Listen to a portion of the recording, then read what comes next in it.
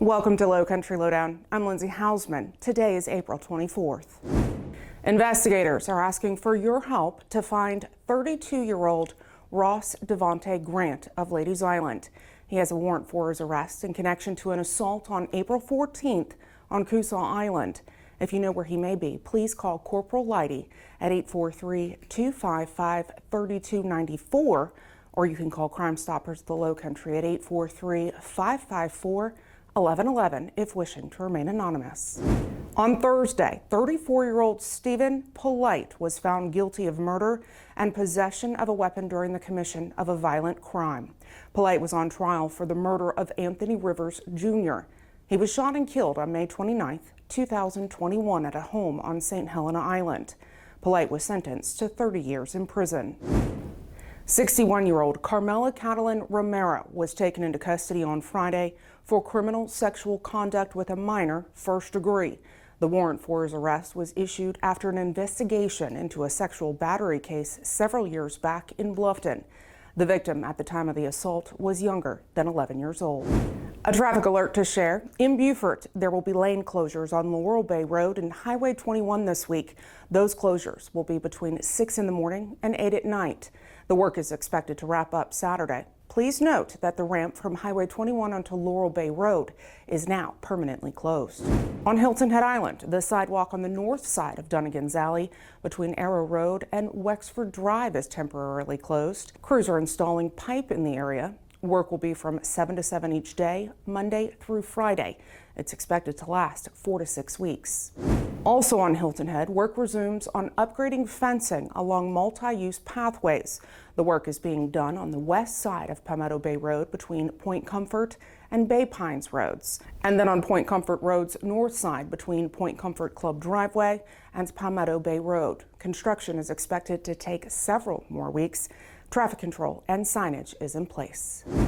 A notice from the Marine Corps Recruit Depot. Starting today through the 30th, training exercises will be conducted on Parris Island. If you live or work in Beaufort or Port Royal, you can expect to see and hear rotary aircraft flying overhead during the duration of the exercise. We want to remind you of a drug take-back event this Saturday. From 10 to noon, we'll team up with the Beaufort County Alcohol and Drug Abuse Department to collect your old and no longer needed medications. The two locations include our Law Enforcement Center at 2001 Duke Street in Beaufort and the Government Center in Bluffton. That's at 4819 Bluffton Parkway. Last call for the Safe Boating Course hosted by the U.S. Coast Guard Auxiliary. The course is this Saturday from 9 to 4. It'll be held at Palmetto Electric Co-op, that is at 1 Cooperative Way in Hardyville.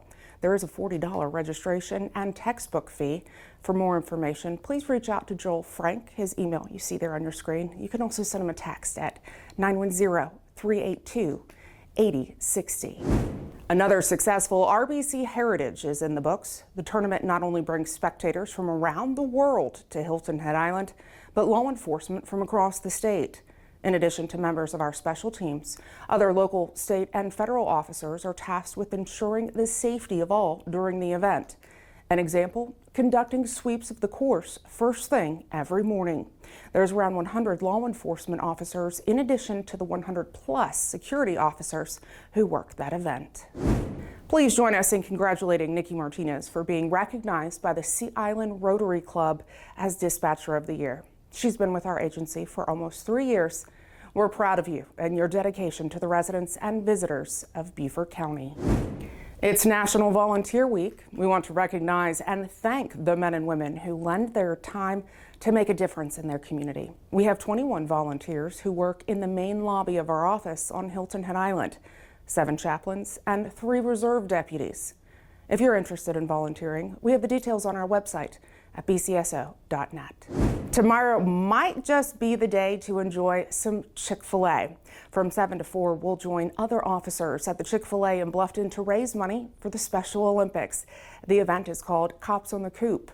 Last month, more than $4,500 was raised at the location in Beaufort. All money collected benefits the more than 30,000 Special Olympic athletes here in our state. Of course, if you have something that you'd like to know more about or see covered here on Lowcountry Lowdown, you can send me an email at lindsay.hausman@bcgov.net. If you haven't already, follow us on all of our digital and social media platforms. It's a great way to stay engaged with us and stay in the know. Thanks for watching this week's episode. We'll see you next week. Stay safe.